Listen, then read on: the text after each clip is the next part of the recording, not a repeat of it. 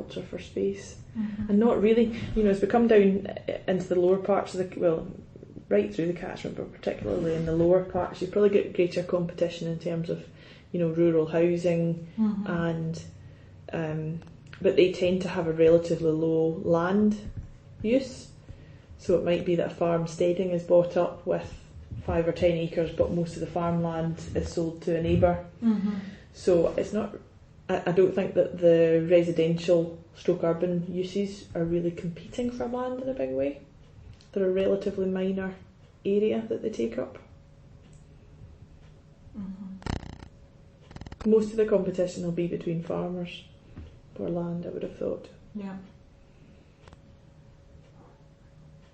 Okay, so the next question is, are there any pressures from stakeholder groups to increase or reduce any of those land uses or any other ones that we've not talked about?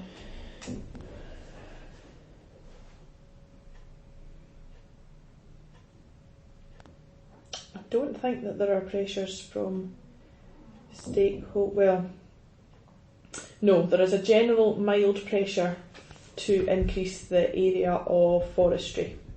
That's the Scottish Government target. Yeah, Scottish Government target, and that is the Ayr catchment is included in the Central Scotland Green Network area, which means that it attracts a premium rate of grant for forestry and in such a way incentivises planting.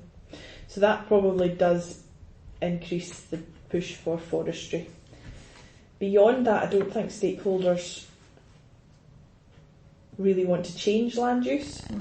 It's quite steady in the catchment. It's quite steady in the catchment, and they want to perhaps reduce the impact that the land use has on the water environment, but they're not necessarily saying that that has to come at the expense of intensity.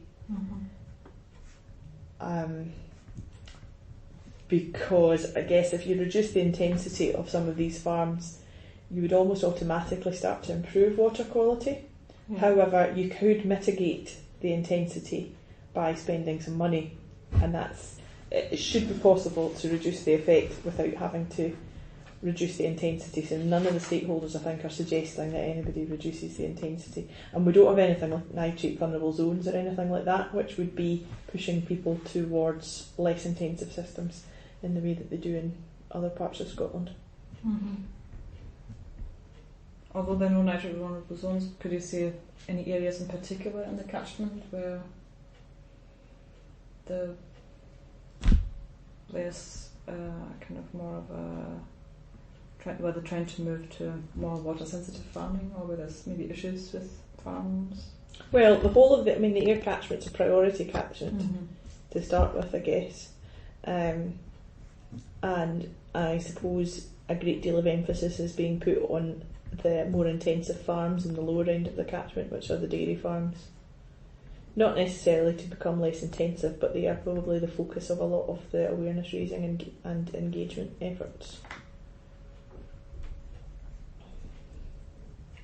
Certainly as far as diffuse pollution goes. I suppose in the upland areas there's more likely to be the rarer one-off incidents, problems with sheep dip being discharged when it shouldn't be, I think, but these will be relatively rare. Most of the diffuse pollution, I think, will be in the lower end of the catchment.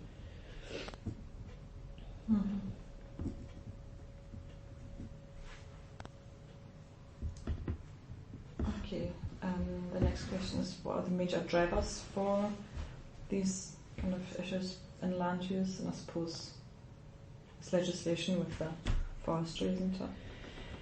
Yeah. The Scottish Government legislation. Legislation and European regulation, I suppose. So, yeah, Scottish Government, but it's not really Scottish Government, it's actually far wider than that.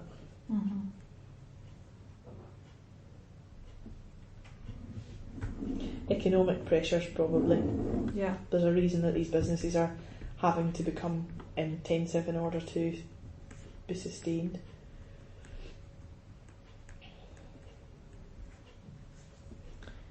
And it's probably worth noting that there will be cultural cultural stroke social drivers.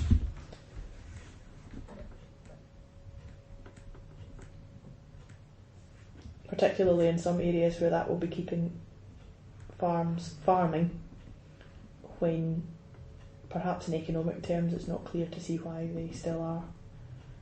Is that in the uplands? Mainly in the upper end of the catchment, I would suggest. Mm-hmm.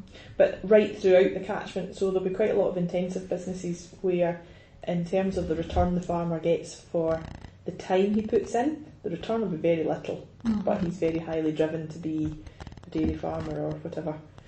And that really is, it's a cultural and social thing that Mm-hmm. says that he works 18 hours a day in an intensive business.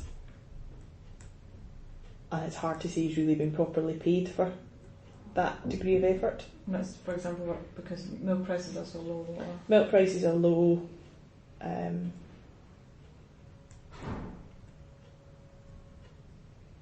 as businesses become more intensive, the cost of the infrastructure associated with that is a lot more these days. Yeah.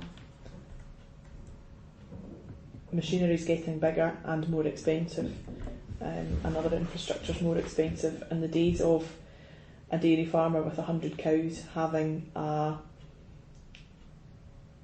100,000 gallon slurry store and spreading slurry every other week throughout the winter into wet conditions is gone, and some of these guys are having to invest 80,000-90,000 pounds upwards just to put in a sufficiently big slurry store. Yeah. And that's just a tower. That's not something that's going to help them to actually improve their business. That's just for compliance. So cost of regulation. Yeah.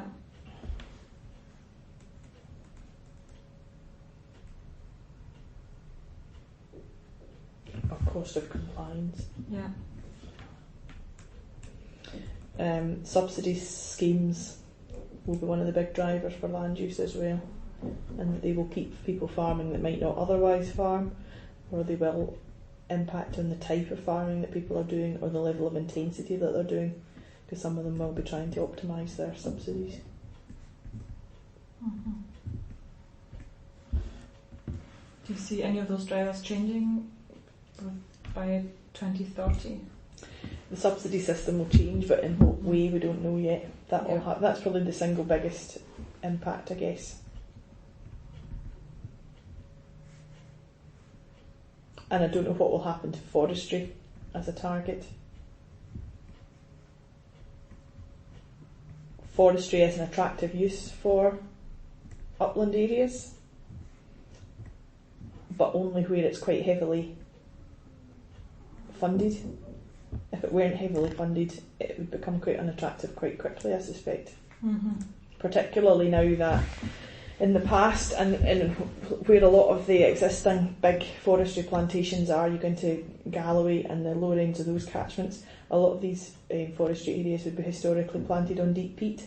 Mm-hmm, yeah. So if you take the deep peat areas out, it means that you're automatically looking for slightly better land to plant your forestry on. So changes in targets for forestry could have quite a big impact on the upland areas in combination with changes to subsidy systems.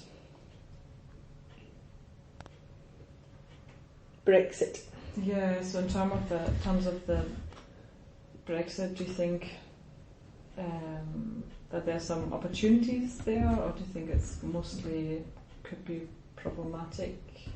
I think generally it will be a bit problematic. I suspect Europe would probably have looked after our farmers slightly better, or in a slightly more competent fashion than our own politicians, whether that's in the UK or in Scotland.